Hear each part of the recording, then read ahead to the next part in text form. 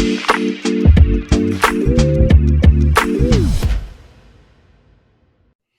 right, hello, and welcome back to the Tuesday, August 9th, 2022 edition here on the Chase Thomas Podcast. Your eyes are not deceiving you on youtube.com/Chase Thomas Podcast. Yes, that's Will Warren, Stats by Will, on a Tuesday. Very different, but we're switching things up a little bit this week. Fangraphs John Taylor will be on Thursday, Stats by Will for college basketball on Tuesday. So it's fun. We're switching things up a little bit. Will, good evening, sir. How are you doing? I'm doing well, and it's nice to not have to move up an appearance to accommodate my one-time champion bar trivia team. We're not quite course skeet and orange juice no pulp out here, but we're making our way up. You know, a first place finish here, a fifth place finish there, slowly improving. You know what we have to talk about though, Will, before we get Yes. into college basketball? The latest episode of The Rehearsal. Yeah, so I advise skipping to the X minute mark if you have not seen this show. But It is minute 1 here. We'll say 2 let's minutes say minute from like now. 9. Yeah, there you go. Okay, 9-minute mark. But anyway, okay. So I was in Nashville this weekend, out of town. So like Saturday morning, I couldn't watch the show basically until Sunday. And I got a text from my best friend Saturday afternoon just saying, "Have you seen The Rehearsal yet?" It was like, "I know you're watching soccer, but have you seen The Rehearsal yet?" And I was like, "No, I got to go to an event." And he said, "Please watch it as soon as you can. It's one of the 5 best episodes of television I've ever seen." And that was enough for me to get up early that Sunday, turn it on. And I do not know that he was lying. I think this week's episode is one of the most surreal pieces of art ever put down by pretty much anybody in the last decade, I think. I mean, you think about what he's trying to do with it. It's sort of, I don't know if you've seen Nope yet at the theaters. Yes. Nope is a very good movie. Both kind of feel in a way like they're commentating on spectacle and like how we're looking at one thing, more than anything else. I don't know that Nathan's approaching it in the exact same way as the movie, very obviously is.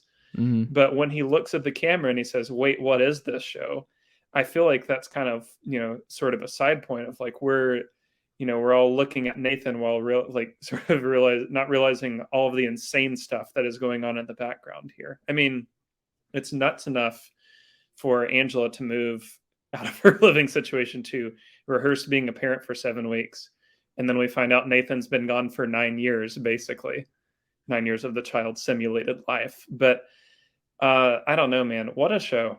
What an episode. And a special shout out to Teen Adam, who better than anything I've seen Timothy Chalamet in by far. Replace Timothy with this guy now. I don't have a take on it, I've realized. I still don't know really what I watched. Like the first 3 episodes, I knew what I watched. And this one, the fiance and I, we just kept looking at each other like, no. And it just kept going deeper. It's like an episode of Inception for television where it's just so over the top. Yeah. And him just moving in and then just like him recreating the fake apartment with another fake apartment and everything else with the fake roommate. Like everything about it. And then just the switch to the camera shots of him pretending to be I already forgot his name. What's his name? Thomas, yeah.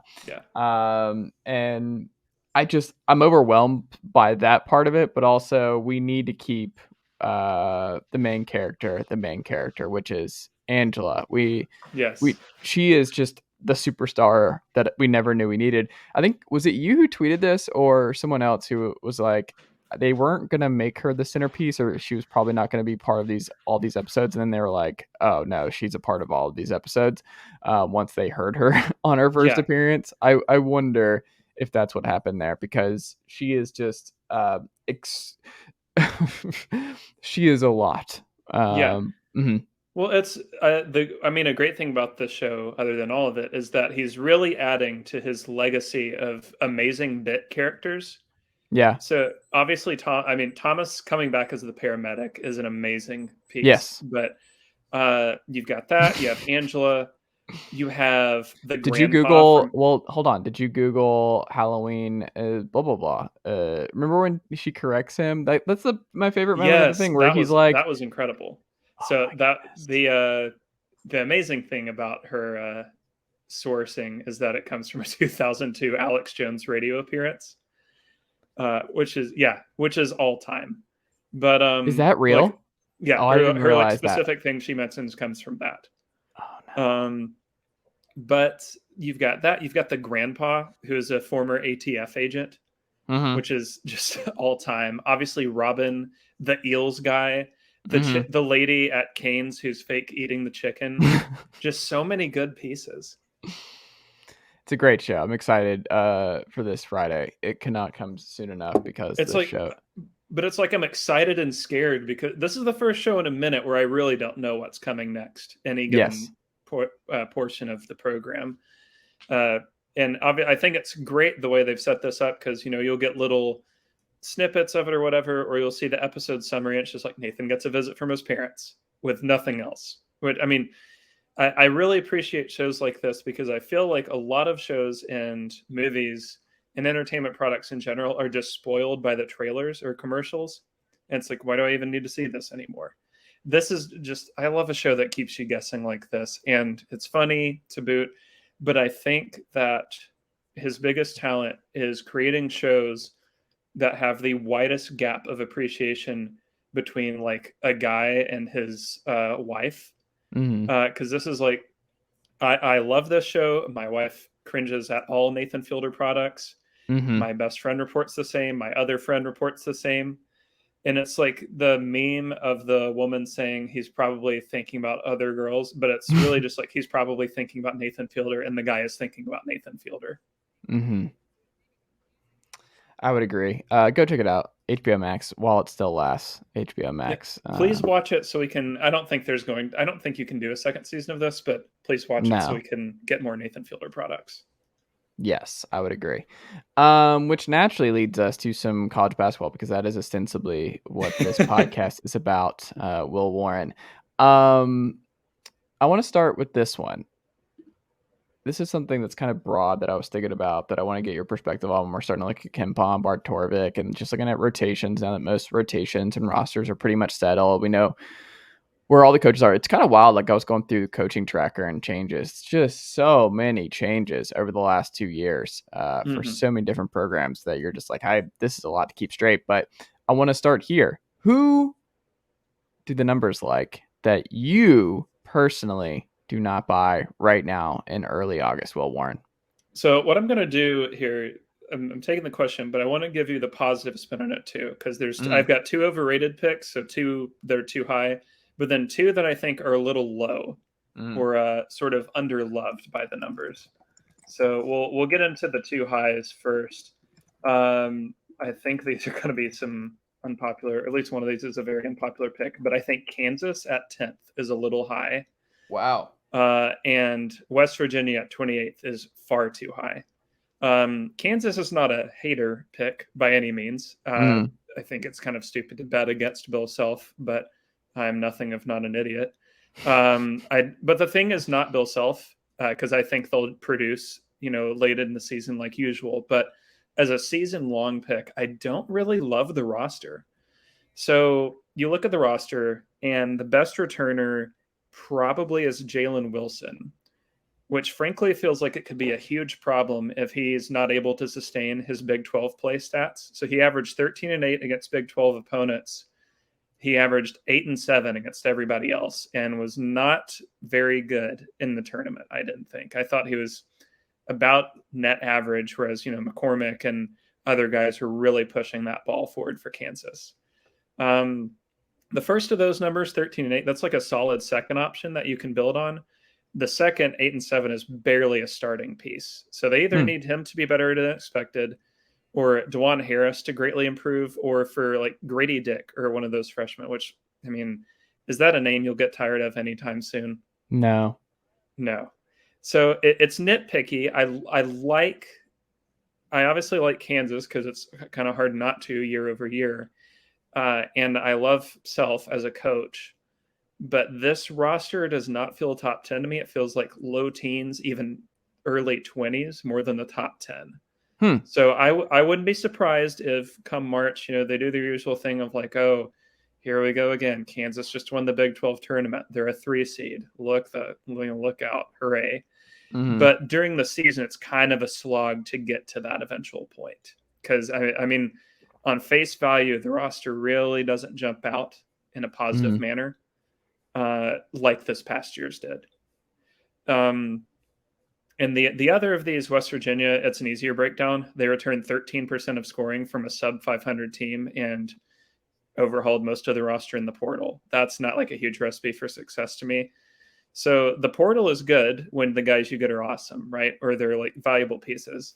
But I think sometimes, and this is, where, maybe projection systems can be tweaked or the way we look at the portal can be tweaked. I think people look at accumulation of bodies and mistake it for accumulation of talent. So the best player they got from the portal is either Trey Mitchell from Texas, who did not start and was barely getting 13 minutes a game, or Eric Stevenson from South Carolina, who is like 2A or 2B on a bad team. 28th is generally like a 6 through 8 seed, but this roster is more like a bubble team to me, or even an NIT side. Lenardi didn't even have them on the periphery of his bracket, which isn't that meaningful, but is more in line with a realistic guess to me. Interesting. I like it, Will. I like it. Who do you think you're going to get more pushback from, West Virginia or Kansas? Oh, Kansas easily. I think West Virginia fans are... Well, part of this is that Kansas literally just won the national title, so they probably assume they will be top 5 again. But I kind of get the feeling, it's sort of hard to do better than Bob Huggins at West Virginia, but I'm starting to get the feeling West Virginia fans are tiring a little, where it's like they're thankful for all he's done, but it's sort of hard to see them getting back to that peak run where they were consistently like a top 10, top 15 Ken Pom team. It's possible, but it doesn't look all that realistic anymore. I agree. Next up, I want to play this game each week. I have an idea. Can I give my two that were too low just real too quick? Absolutely. Nothing too in depth. So Dayton is 35th, which I think of them as like a top 20 team, honestly. People seem down on Anthony Grant because I know like the only year they've really stood out, they had Obi Toppin on their team, which but they also got kind of screwed in the 2020 year. Like they were like a huge loser in the COVID shutdown. Yeah, but they returned 90% of their roster and didn't have anybody transfer out. I mean, that's really good in the A10, and it wouldn't surprise me if they end the year in the AP top 25. The other we've discussed is Florida State, who sits at 73rd on Torvik, which honestly feels about 30 spots too low. We talked about them when they had a big commit a couple months ago in Baba Miller, and Caleb Mills comes back. I don't know. I just like that roster more, and I think Anthony is going to get more out of it than people expect, or Leonard. So I almost called him Anthony Hamilton, which is the singer. It's Leonard. Yes. I believe you. Anthony Hamilton. I don't think I know of an Anthony Hamilton, but I believe you. And Khaleesi the dog doesn't know either. Next up though, right guy or wrong guy for this program. And I think to do this, you have to have at least a year of data on this coach to this point. Like the new coach, we don't know. Like there's so many new ones, like Dennis Gates, guys like that. Like we just have no idea. But through the point where Wes Miller is now at Cincy, I'm very curious. Are you a Wes Miller right guy for Cincy, or is he the wrong guy for this program? I would check back after this season. I'd lean right guy because of how good he was at UNC Greensboro. I mean, I know stuff like that kind of gets lost in the shuffle sometimes, where mid-major teams in the SoCon and the CUSA and other conferences just like pop up and have good 5-year runs, right? UNC Greensboro has never had anything quite like what he had before he got there. He really did make them the best they've ever been. But Cincy is a different animal, and I think you need a couple of years to dig out of the John Brannon era. Whereas like that just, to me, it obviously was not a great fit early on. And they did end up winning the American Championship after the first, that first season, but they took a real windy road to get there and it collapsed in year 2. he more or less did what I thought they would do last year. They weren't good, but I don't think anybody expected them to be. They didn't really have a win that I would describe as marquee or a loss that I would describe as too terrible. They just sort of existed, which is okay for a year zero situation. But Eileen Wright guy, they're projected 51st on Torvik, and if they actually achieve that, they should be squarely on the bubble. That would be a good recovery in year 2 to me, where you go. I know Brandon's year 2, they were about 51st to 55th, depending on the projection or no, the system you look at, and they would have made the tournament in all likelihood as an 11 or 12 seed. If you do that in year 2 after the program more or less collapsed under itself, I think that's a solid step in the right direction. But if you get to year's end and they're like the 6th best team in the American or lower, I think that's cause for concern down the road. Because to me, Cincinnati, I know that things aren't so hot right now, but that's a program that should like every single year be in the top 3, no worse than top 4 in the American. Yeah, but that's the thing. This is it. They're going to Big 12 next year. Like, do you think that they're in for a rude awakening with where Wes Miller has this program going into the Big 12 next year? Well, no, I mean, I think it takes some time to build, but the faster he can find a guy like Isaiah Miller, like he had at UNCG, the better. And if they can make the tournament this year, I think that's going to, soothe a lot of concerns people might have heading into a conference change. Interesting. Well, we shall see. I think he's the right guy, but we're going to see if he's going to be able to win big. Like that's a question. I don't know if he's that kind of guy. We'll see.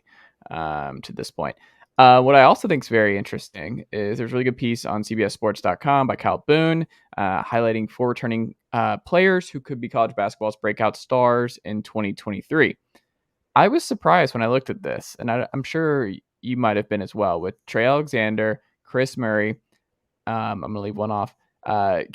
Kirk Riza, and then our own Zakai Ziegler of the Big 4. Very surprised to see Zakai pop up on this list. But of the Big 4 and of this list, who stood out to you? And do you agree with all 4? Where are you at with them? I'm fine with all 4. It's the whole naming breakout pieces is a little hard for me to do when it's just like breakout pieces are inherently huge surprises. So it's like nobody could have foreseen Ziegler being what he was last season, for instance. So I think the real breakout guy is going to be one of those. It's like people are like, oh, don't expect too much. And then suddenly he's like all Big Ten or something like that, right? But the obvious pick to me that I really like and would recommend is Kris Murray at Iowa. This is pretty insane to me, but I looked into this because it was on the MGO blog podcast. Brian Cook brought it up. He was like, I can't think of anybody in America who plays less minutes, but has the usage rate and offensive rating Kris Murray has. He's just like, Fran McCaffrey, what are you doing? Because at the time it was like 122 with a 25% usage rate, those are like Luka Garza numbers. So crazy, crazy good. And he was playing 16 minutes a game. The reason for this is because he is a terrible defender.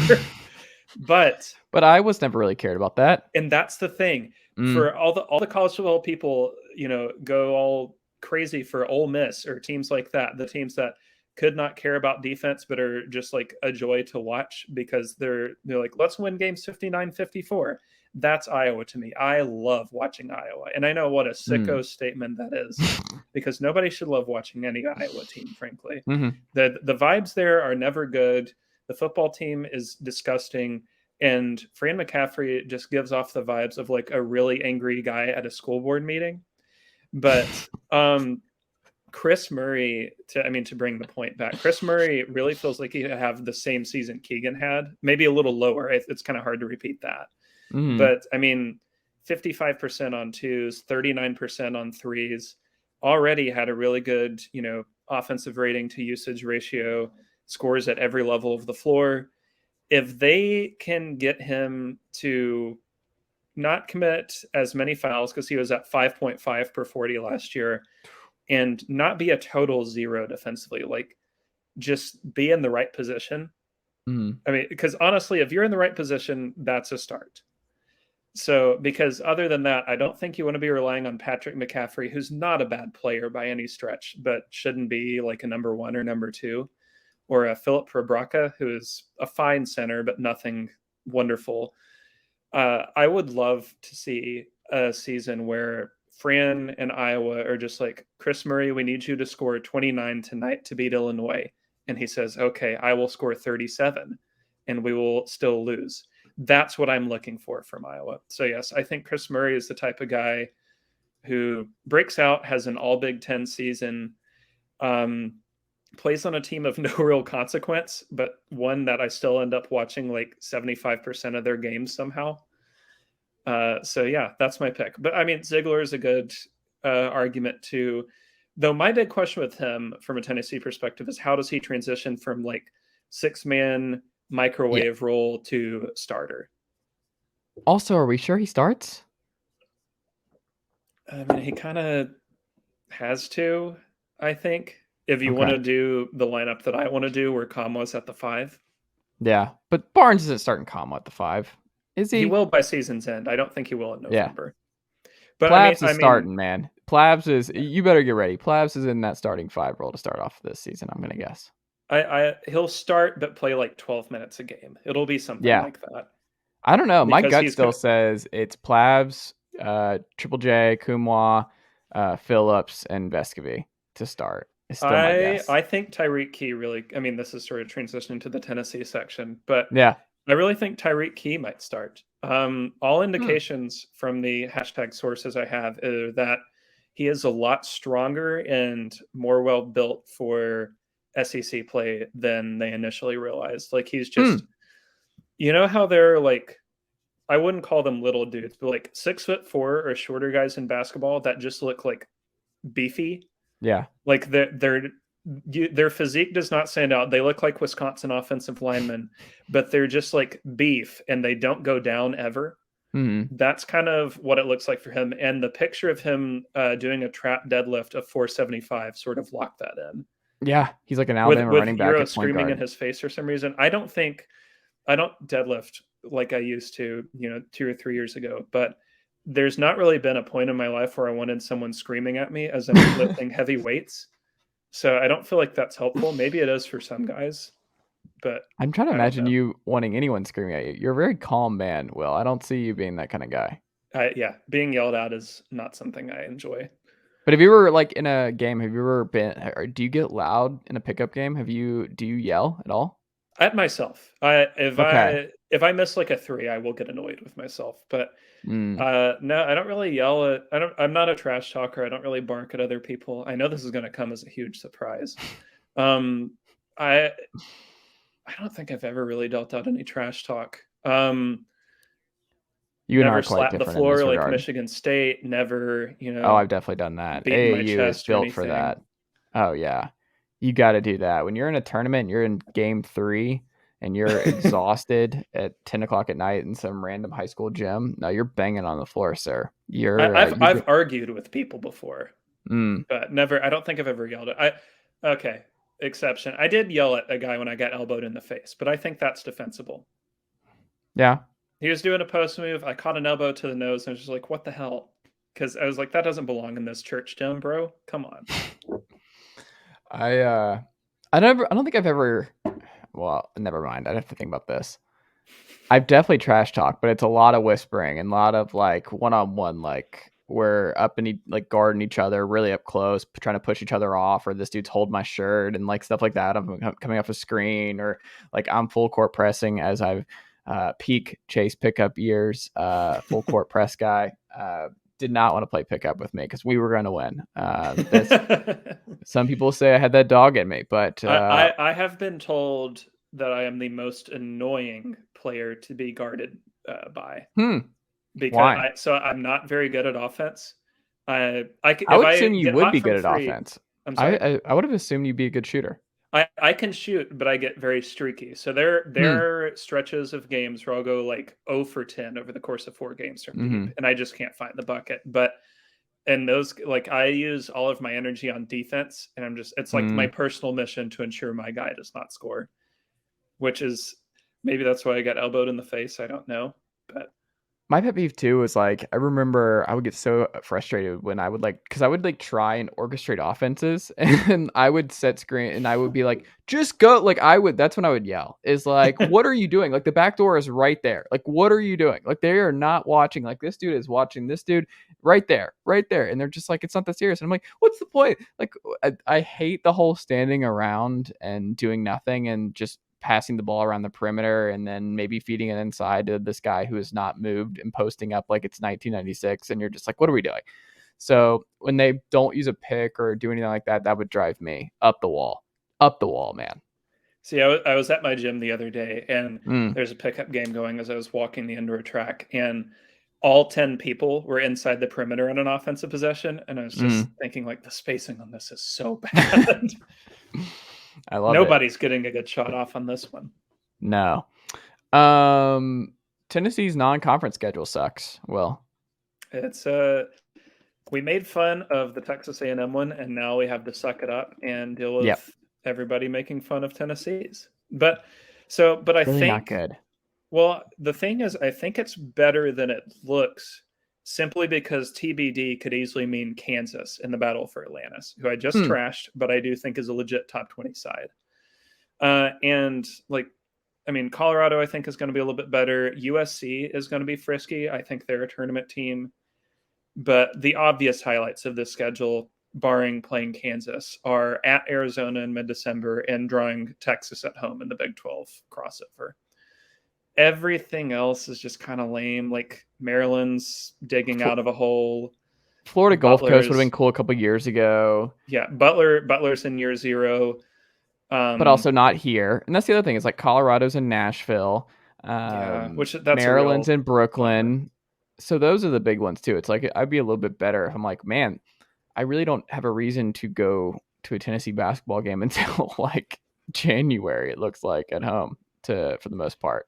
Yeah, and the killer is that the bye games in Tennessee, it is a little strange when you think about it, because Tennessee's been good about this in the past of like the bye games are on occasion fairly frisky, like SoCon teams. Like they've played Furman at home before, Mercer, Samford, like pretty good SoCon sides. And this year's the bye games are Tennessee Tech, Florida Gulf Coast, McNeese State, Alcorn State, Eastern Kentucky, and Austin Peay. If any one of those games is within 10 points at the end, I will be shocked and dismayed. I mean, Florida Gulf Coast is moderately interesting.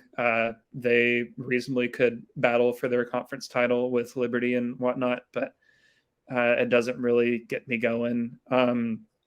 Tennessee's refusal to play Belmont is a source of annoyance, to be honest. I wish they would just do it.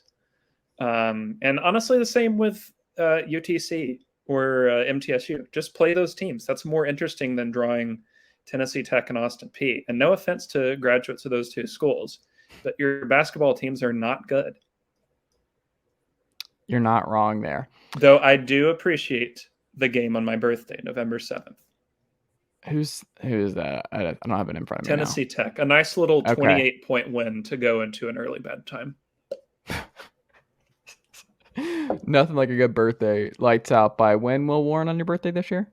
On November 7th. That is interesting. That's a Monday. So they traditionally start stuff on Tuesday, right? So that'll be interesting. I wonder if they're planning. That is strange. They typically start the season on a Tuesday, so it seems like they'll start it on a Monday this year. What was that all-nighter they used to call it? They don't do that really anymore. It was a 24-hour thing. Yeah. I don't think it was called Midnight Madness, because that's just what every school calls their preseason thing. But it was something to that. I'll never forget the two grandmothers shown in the crowd chugging Monster. Do you remember that? No. Where she passed. It was a Wichita State game. I need to send you this, but she one of them has a Monster Energy, and she takes a sip, and it's just like, ugh, and then passes it back to the grandmother who loves Monster Energy. So okay, so it was just called the 24-hour college hoops tip-off marathon. Not very exciting, but it's a really easy one to say. I do remember, because they started it when I was in high school, and I would flip it on before I had to go to school, and a game between, I don't know, Bryant and Valparaiso had just ended. Also, this was 9 something years of ago. that sort. And it was like, oh, this is cool to be watching at 6:45 a.m. And I was a younger man then who didn't know anything about KenPom, so I was just like, oh, cool, basketball, 6:45 a.m. without realizing it's probably like 278 versus 251. Well, I just sent it to you, Will Warren, the GIF from the video. I think it will. Let's see if it loads. Wichita State Monster. Or that one might work. Oh, I see it now.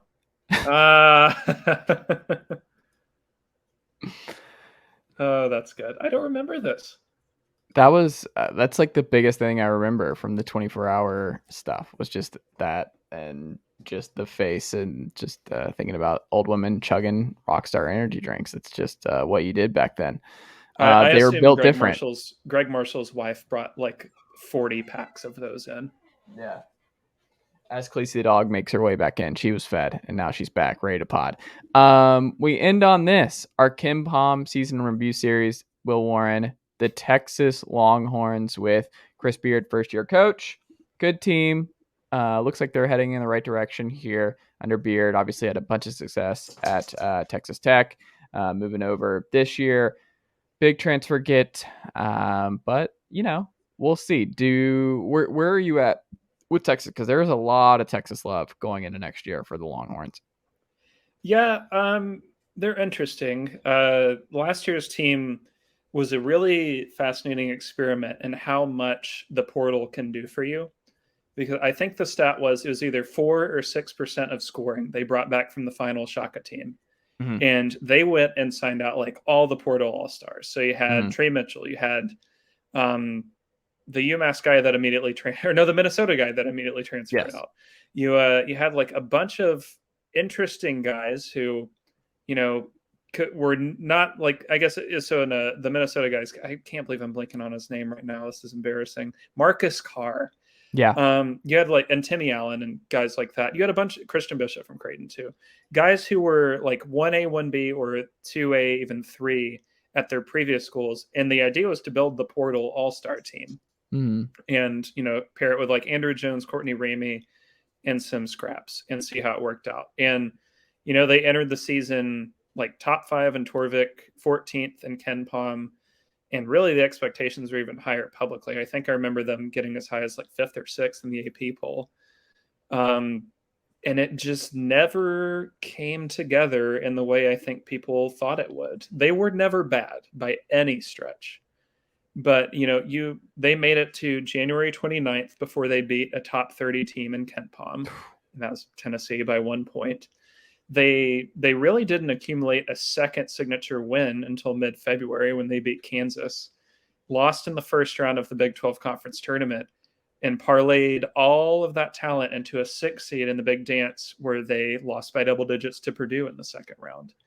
I think it was, it's hard to call, it's really strange to call year one a disappointment when you finish top 15 with a team that had not touched top 15 in quite some time under Shaka. Their best KenPom finish in 12 years since the Barnes era, and a top 15 defense, top 30 in offense. They did a lot of things right. But the problem is, 1, they closed by losing 4 of their final 5, and 2, when the expectations were that you would be like an Elite 8 Final 4 competitor and you can't even crack the second weekend, it feels pretty underwhelming.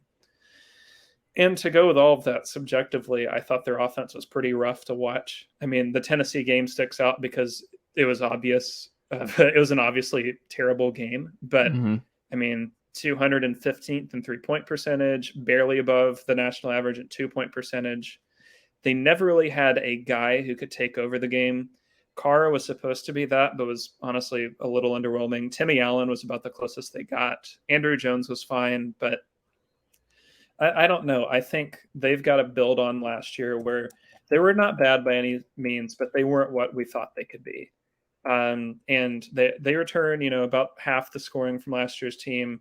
Unsurprisingly, given that it's Chris Beard, they add a couple portal pieces. But I think this year's team coming in is more well-rounded and more rational than last year's, because it was like, I don't know. I don't envy any coach who has, whatever it was, 9 or 10 new pieces and has to spin that immediately into what people think should be a Final Four contender. That's fair. So what do you think ultimately? Do you think they're a better team this year than last year, or do you think they take a step back? I think they're better. Allen is back for, I think it's a super senior year. Same with Carr. Dylan Carr, Mitchell, I feel like, has played college basketball for a really long time.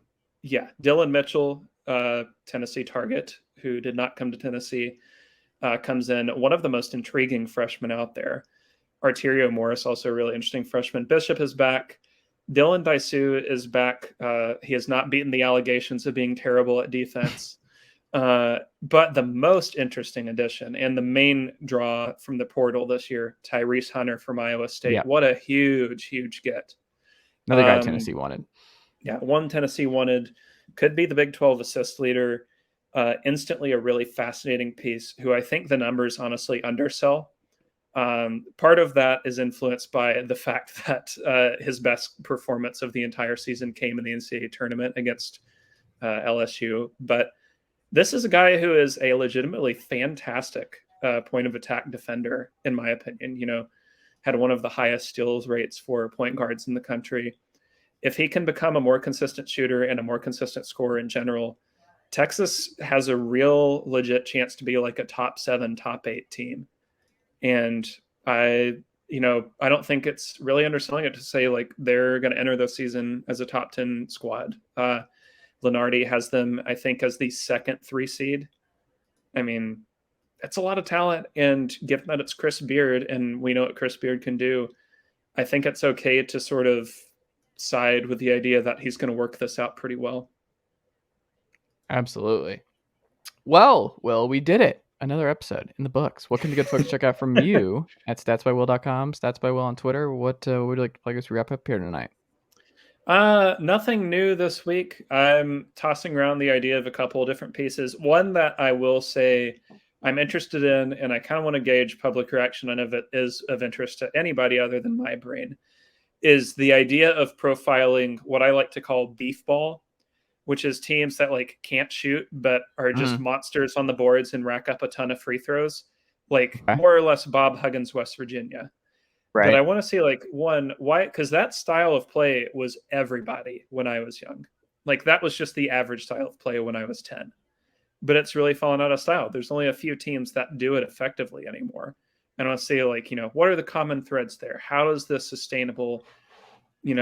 Does this work in the tournament? Does it obviously dry up when people realize you can't hit shots? So something like that could be fun to explore. There you go. Will Warren, always a pleasure, my friend. Thank you as always. And I will talk to you next week. Thanks for having me on.